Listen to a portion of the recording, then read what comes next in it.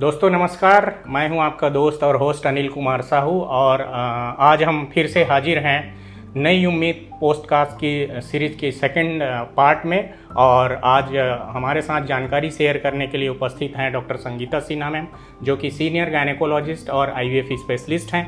Ma'am बहुत बहुत स्वागत है आपका। नमस्कार, आप सबों का स्वागत है इस शो में। नमस्कार अनिल जी। Thanks ma'am. और फिर से मैं आपका बहुत बहुत स्वागत करता हूं। और आज हमारी जो टॉपिक है मैम वो आईवीएफ से जुड़ी मिथक और सच्चाई के बारे में है, तो इसकी जानकारी मैं आपसे चाहूँगा। और मेरा सबसे पहले सवाल है कि मैम, लोगों में बहुत सारे ऐसे डर रहते हैं कि आईवीएफ ट्रीटमेंट बहुत दर्दनाक होता है, इसके बारे में जानकारी दीजिए। देखिए, बच्चे पाने के सुख के बाद सारी ट्रीटमेंट्स लोग भूल जाते हैं, लेकिन अगर आपकी बात की सच्चाई को आंकें तो मैं ये बताना चाहूँगी कि दर्दनाक मतलब इंजेक्शन्स इसमें लगते हैं और इंजेक्शन्स पेनफुल होते हैं बहुत बार, क्योंकि मरीज का कभी कभी थ्रेशोल्ड बड़ा कम होता है। लेकिन मैं बहुत ही खुशी के साथ ये शेयर करना चाहती हूँ आपको कि अब इंजेक्शन फ्री आईवीएफ हमने लॉन्च किया है। मतलब कि बिना इंजेक्शन्स के ही हम अंडे के स्टिमुलेशंस के लिए जो लगाते हैं, वो आजकल जो नई टेक्निक आ गई है, मैं आपको इस वीडियो के माध्यम से बताऊँगी कि उसमें आपको प्रिक नहीं करना है।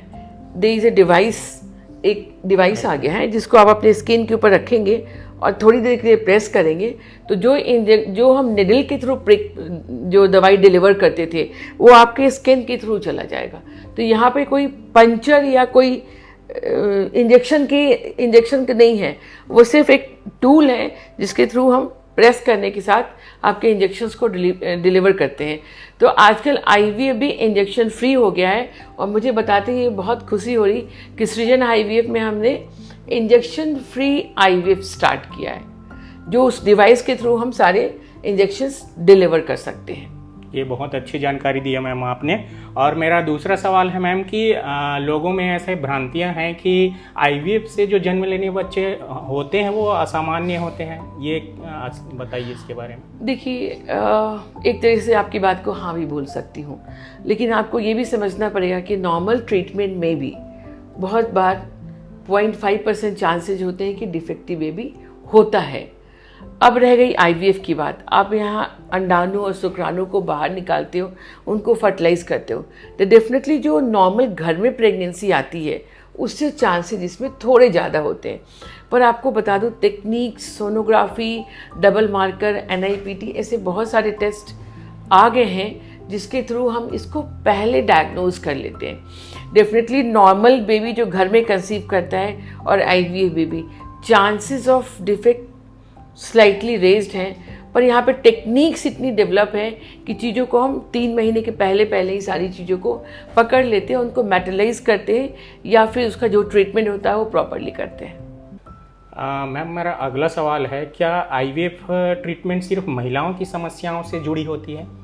नहीं, ये बिल्कुल ही गलत है। देखिए, आजकल जो इनफर्टिलिटी का अगर डिफ्रेंसिएशन करेंगे कि बच्चा क्यों नहीं हो रहा, तो आप मान के चलिए 30 to 40% male is responsible, 30 to 40% female is responsible, and again 10-15% unexplained, और बाकी का 10% जो होता है वो हमारे को इडियोपैथिक या अननोन रीजन बोलते हैं।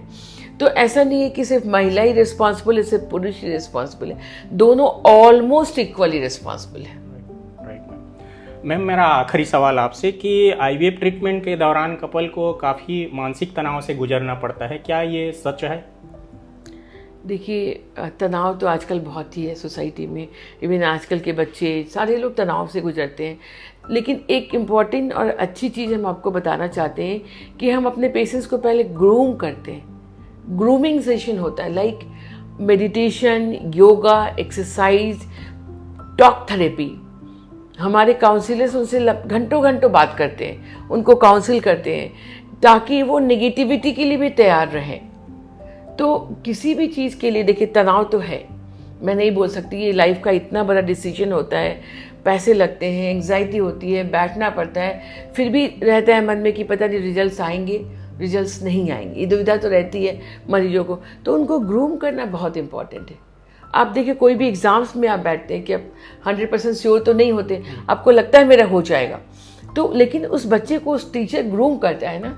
तो हमारे पास भी जो भी आईवी पेशेंट्स आते हैं, जो उनको हम पहले ग्रूम करते हैं how to cope up with the things, तो तनाव से आगे निकल के ही आपको खुशी हासिल होगी, बच्चा हासिल होगा।